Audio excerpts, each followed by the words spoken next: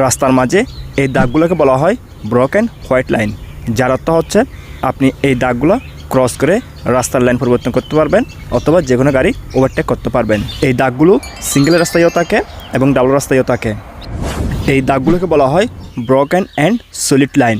আপনি যে পাশ দিয়ে গাড়ি চালাচ্ছেন ওই পাশেও যদি ছোটো ছোটো দাগ দিয়ে থাকে, ব্রোকেন লাইন থাকে, তাহলে আপনি ওই লাইনটি ক্রস করে গাড়ি ওভারটেকিং করতে পারবেন। আর আপনি যে পাশ দিয়ে গাড়ি চালাচ্ছেন ওই পাশে যদি সোজাসুজি লম্বা দাগ থাকে, সলিড লাইন থাকে, সেক্ষেত্রে আপনি ওই লাইনটি ক্রস করে গাড়ি ওভারটেকিং করতে পারবেন না। লম্বা এই দাগটিকে বলা হয় সলিড হোয়াইট লাইন, যার অর্থ হচ্ছে এই দাগটি ক্রস করে আপনি কোনো গাড়ি ওভারটেক করতে পারবেন না অথবা রাস্তার লাইন পরিবর্তন করতে পারবেন না। এই ধরনের সাদা লম্বা দাগ রাস্তার পরিসীমা বোঝার জন্য রাস্তার দুই পাশে দিয়ে থাকে এবং রাস্তাকে দুই ভাগে ভাগ করার জন্য ঠিক রাস্তার মাঝখানেও দিয়ে থাকে।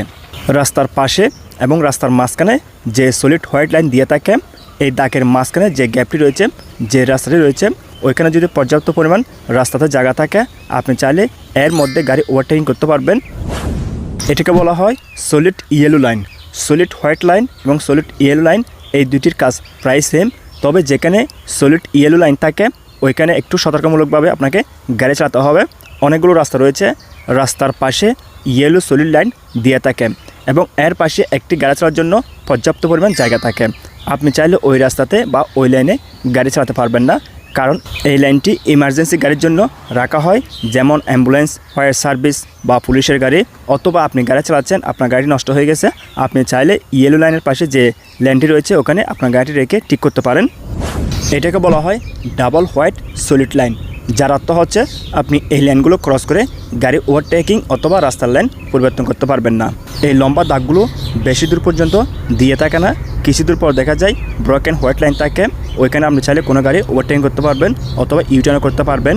তবে কিছু কিছু রাস্তা দেখা যায় যে ডাবল হোয়াইট লাইন রয়েছে, এই ধরনের ডাবল ইয়েলো লাইনও থাকতে পারে। হোয়াইট বা ইয়েলো এই দুটির কাজ প্রায় সেম।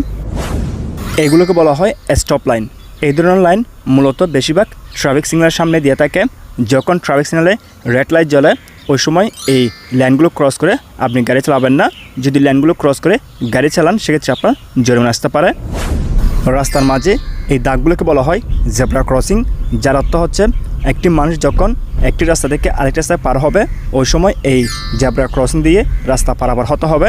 আপনি যখন জেব্রা ক্রসিংয়ে গাড়ি চালাবেন অবশ্যই আপনার গাড়ির স্পিড একটু কম রাখবেন এবং দেখে শুনে সাবধানে গাড়ি চালাবেন। এবং অনেক সময় দেখা যায় রাস্তার পাশে যে সলিড হোয়াইট বা ইয়েলো লাইন দিয়ে থাকে ওইখানে দেখা যায় আপনি যে রাস্তায় গাড়ি চালাচ্ছেন এই রাস্তার পাশে যদি আরেকটি রাস্তা সংযোগ হয়ে থাকে ওই রাস্তা পার হওয়ার জন্য ব্রোকেন ইয়েলো বা হোয়াইট লাইন দিয়ে থাকে, যার অর্থ হচ্ছে আপনি নির্দিষ্ট লাইন দিয়ে নির্দিষ্ট জায়গা দিয়ে রাস্তা পরিবর্তন করতে পারবেন।